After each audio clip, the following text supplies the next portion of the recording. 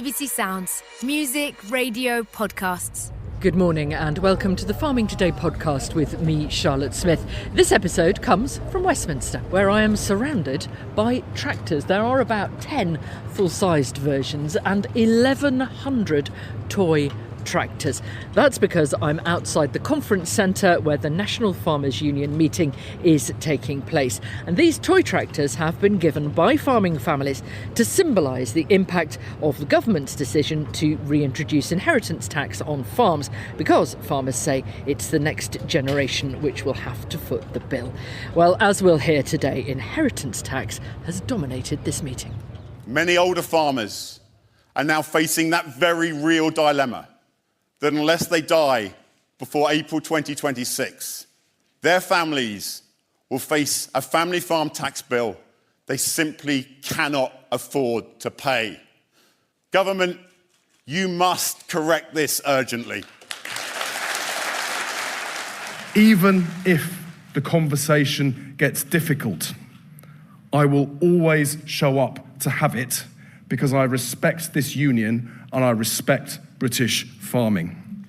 I can't give the answer I know many of you want on inheritance tax, but I want you to know that I understand the strength of feeling in the room and in the sector. More from NFU President Tom Bradshaw and the Secretary of State Steve Reed later. Well, I've moved inside to start by talking to some of the union's members. And I asked, what was the most important issue in farming at the minute? Family farm tax, because it's going to have a profound effect on current senior generations, my generation, which is a sandwich generation, and my children's generation as well. For me, it will be what's the next TB eradication strategy. We've largely come to the end of badger culling. A cattle vaccine is not ready to deploy. Inheritance tax is a massive risk, and I think it will affect everyone, but efficiency within the industry needs to increase massively as well. I think until the problems are sorted with IHT, the speeches and the presentations that are going to happen today feel meaningless. And we will be talking IHT, inheritance tax, in a bit. There are, though, other focuses for this conference, and the main one is growth in the agricultural sector through investment, through export and through science and tech. Now, the Farming Equipment and Technology Fund was paused at this conference. The Secretary of State announced its resumption. He also confirmed 5 years of seasonal worker visas, though he did say that in the longer term, farmers need to look at other solutions, like tech. Well, Phil Bicknell, CEO of the UK Agritech Centre, told me what he's really excited about right now. Oxitec is effectively using nanobubble technology to replace chemicals on dairy farms, cleaning down dairy units after milking. Fantastic. That's positive in terms of reduced chemical use, positive in terms of potential cost. As we'll hear later in the programme, the Secretary of State did make an announcement about the future of the seasonal agricultural workers visa, but he was also clear that that's not the long-term solution. We've spoken so much over the years about the potential for robots to replace some of those people. Realistically, is that going to happen? And look, I used a couple of examples today of businesses that we've been working with, so the likes of Antobot or UPP, that are looking at how they start to automate harvesting from a horticulture perspective. Easier in some sectors than others, but what we do start to see actually is that harvesting is just one of those problem areas. What we're seeing with the businesses we work with is that robots are able to effectively add in new capabilities. So I talked about some of the yield forecasting that Antobot are starting to do. That starts to unlock, I think, further potential, starts to add value. Standing with us is Ali Kappa, who farms hops and fruit. Ali, looking to the future, how much is robots even a part of your thinking?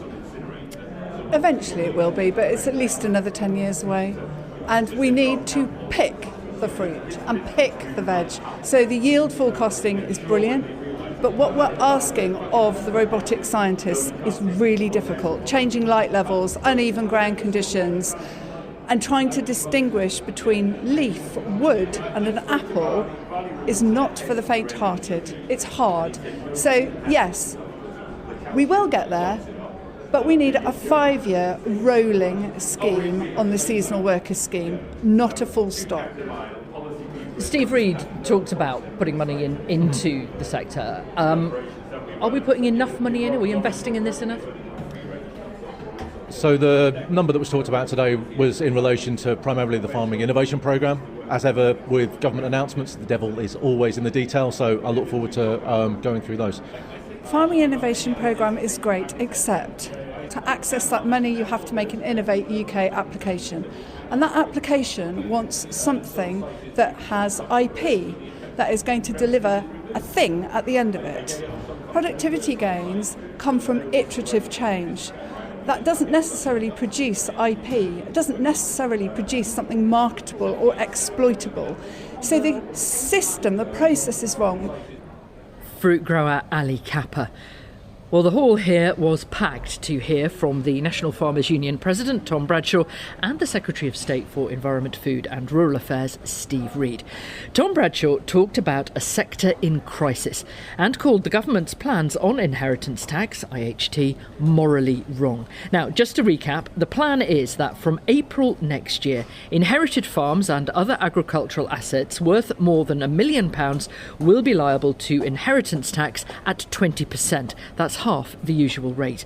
The government says a farming couple could pass on around £3 million tax-free. The number of farms affected by this is disputed, but Tom Bradshaw told me the government doesn't understand how challenging the situation in farming currently is. They really need to get a grip of just how severe the challenges are today. I mean, there were elements of the speech that in peacetime I think would be very welcome, but the shadow hanging over us is the IHT changes that they've made. In peacetime, does that mean you're at war?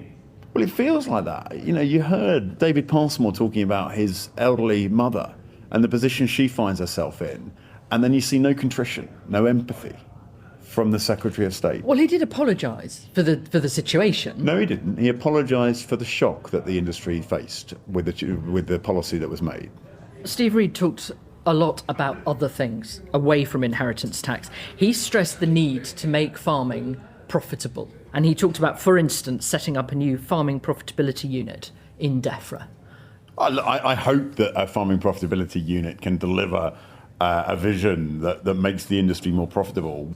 First of all, we need core standards for imports so that our farmers are not continually undermined by product that would be illegal to produce here.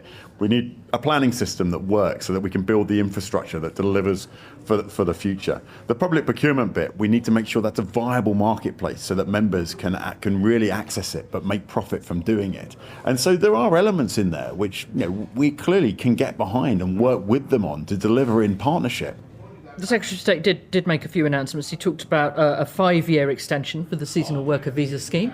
And that's really welcome. We've been working for a long while to secure a 5-year seasonal worker visa. The horticultural sector's got huge opportunity for growth. It can't do that without the people. He also talked about working with farmers to plot out the next 25 years in this farming roadmap. He talked a lot about cooperation, about collaboration. Given the mood in the room because of the inheritance tax, how easy is that going to be? I think it's really important that we do take these opportunities and that we can plan for the future, because it is 10, 15, 20 years down the road that these decisions will be having impact for. So if we shut the door today, we're going to live with the consequences of that for a long while. So as an industry, we do have to be willing to work on those solutions and work with DEFRA, with the Secretary of State. Look, Steve and I have had challenging conversations, but we have also built up a trusting relationship where we can be honest with each other about the challenges the industry faces. And I think we do need to work through that in partnership with government. National Farmers Union President Tom Bradshaw there. Well, the Secretary of State Steve Reed did get a fairly frosty reception, although it was largely polite. There was a small demonstration on inheritance tax in the hall during his speech, while outside, a familiar sound.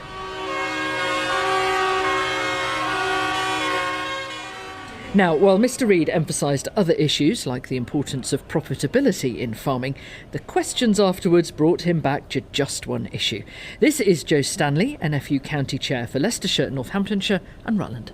Regardless of everything you've just said in the last half hour, this is the issue which is sucking all the oxygen out of the room for everything else that we might talk about. But Mr. Reed told me that's not the case. Well, inheritance tax isn't dominating everything for me at the moment, actually.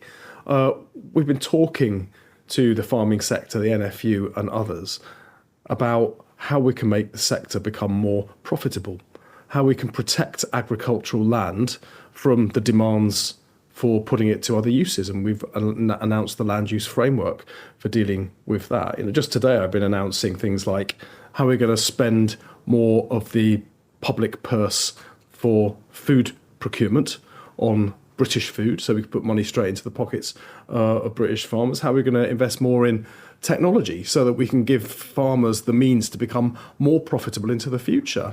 And yet, when you come to a farming conference, the questions, the tone, it's all dominated by this one issue. Particularly, and it came up again and again today, the older farmers who feel that they don't have time to plan for a system that has changed under their feet.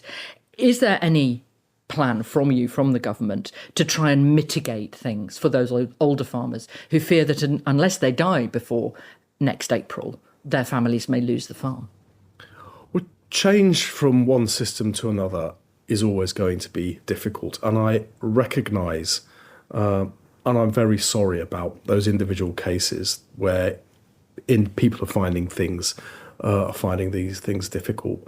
But I would still maintain that underneath all of this, the real problem facing British farming is it's not profitable. And indeed, you've announced the creation of a Farming Profitability Unit within DEFRA. What is that? What I want to have is a unit that will be working with the sector. They will be intimately involved in the work that we do to make sure that DEFRA is stretching every single limb that we have to make farming profitable. Many might think it's pretty simple. For farmers to be profitable, or in some cases more profitable, then supermarkets and probably consumers need to pay more for food. It isn't just about that. It's about how we can invest in technology to make farming more productive. You can reduce their costs, and that itself gives a profitability boost. The money that we're putting into the National Biosecurity Centre at Weybridge, so that we're minimising the likelihood and impact of animal disease, which can be devastating for the sector. That's about profit. There's so much we can do, so much more government can do to help farm businesses turn a fair profit. One of the other things that came up that I just want to very quickly touch on is cheaper imports, particularly crops grown with chemicals which are not allowed to be used here. Farmers are very keen to be protected from that. Is that on your agenda? Yeah, it is. Well, the issue of neonics came up during the event. I was asked about that. I mean, I've long thought it's a strange situation where neonics are banned, but every year the previous government gave an exemption. That's clearly not sustainable. We're not giving those exemptions anymore. But what farmers will point out is that we're not allowed to use, for instance, neonics in this country, and yet we happily import crops which have been grown using them. Yeah, it's a fair point. No, it's a fair point, and I see it. And that's why I say we need to move on to look at that next. You've got so many plans for farming. You've got so much to talk about. Are you confident that farmers, because they are so angry, we had protests during your speech, we've got tractors outside again, are you confident they are going to work with you on all of this? Of course I am. Farmers want their businesses to succeed and thrive and be viable into the future. When we're talking about the farming roadmap, how we manage the transition in a way that is just and fair to every single farmer, the land use framework, how we protect agricultural land, all farmers are interested in that. It's their business, it's their livelihood, and I'm going to use the role that I've got to support them. The Secretary of State for the Environment, Food and Rural Affairs, Steve Reed. And that's it from us. I'm Charlotte Smith. The producer is Heather Simons. And Farming Today is a BBC Audio Bristol production.